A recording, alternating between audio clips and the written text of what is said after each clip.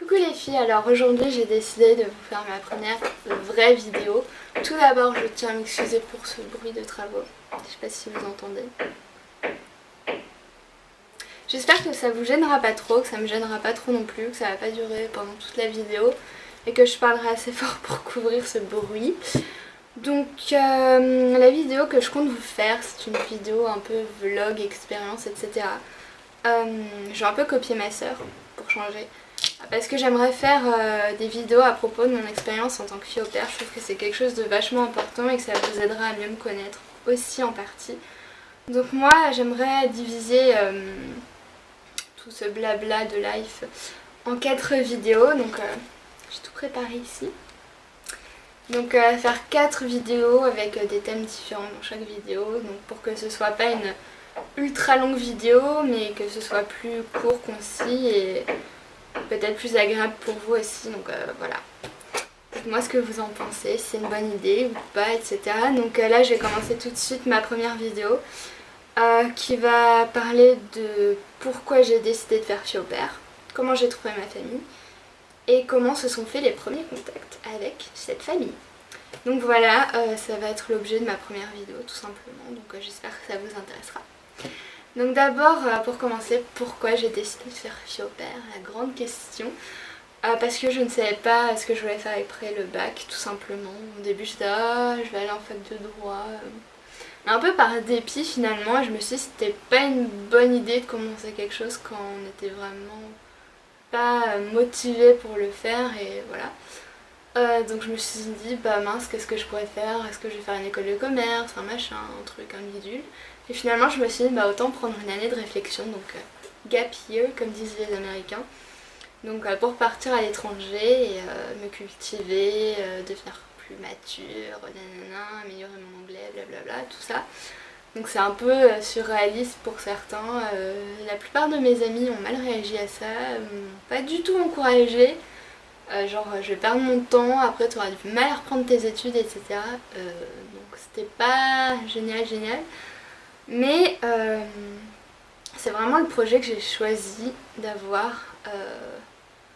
pour mon année passée et je regrette pas du tout, enfin à part pour certains aspects bien sûr, mais ça je vous en parlerai plus tard. Donc voilà, j'ai décidé de faire fille au pair, je savais pas que ça pouvait se faire aussi facilement, qu'il y en avait autant qui faisaient ça. Finalement il y a vraiment une communauté de filles au pair sur internet et c'est assez génial et fou. Et je suis vraiment contente d'en avoir fait partie pendant un an.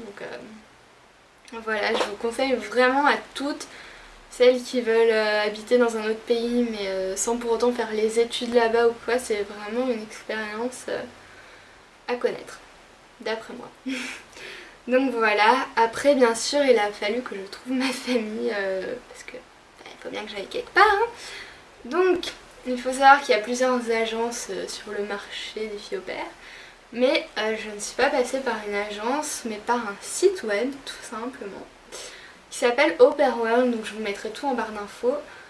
Vraiment un site mais génial, on voit toutes les familles, les photos des enfants, de leur maison, on voit aussi les dates, donc quelle période ils veulent quelqu'un quoi en gros. On voit là où ils habitent, enfin la description de la fille au pair qu'ils recherchent.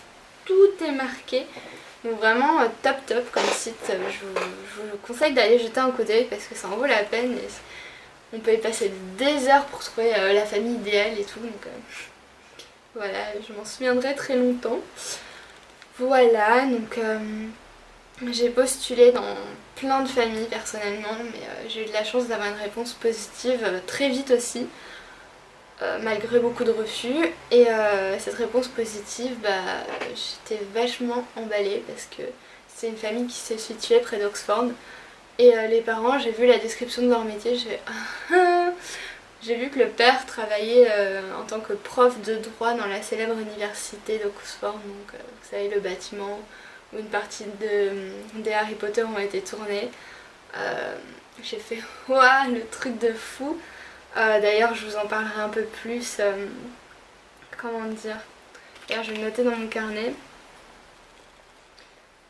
dans une autre vidéo, je vous en parlerai plus parce que j'ai eu des opportunités de fou grâce à ça, notamment partie pour des visites, mais je vous en parlerai plus tard et c'est juste dingo ce que j'ai pu vivre et je suis consciente de la chance que j'ai eue. Donc voilà, ça c'était ma famille qui habite près d'Oxford, enfin habitait près d'Oxford. Leurs enfants étaient pas trop en bas âge, c'était pas des bébés, je voulais pas de bébés parce que ça c'était même pas la peine, donc c'était un garçon et une fille entre 4 et 6 ans. Donc ça allait, j'ai un peu menti, j'ai dit que j'avais fait du babysitting 3 milliards de fois alors que j'en ai fait peut-être une fois ou deux quoi, mais bon, qui ne tente rien à rien. Donc voilà, je me suis faite embaucher, parce que c'est quand même un job, on est rémunéré et tout ça, donc voilà, c'est mon premier contrat d'embauche entre quelque sorte, donc voilà.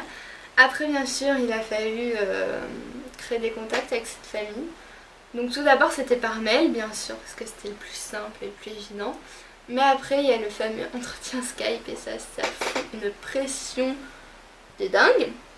Parce que tu te dis je vais voir la famille en face, je vais devoir leur parler en anglais, enfin est-ce qu'ils vont me comprendre, est-ce que Skype ça va merder, enfin tout ça, est-ce que les enfants vont me poser des questions, est-ce que je vais rien comprendre à ce qu'ils me disent, enfin c'était ouh dans la tête.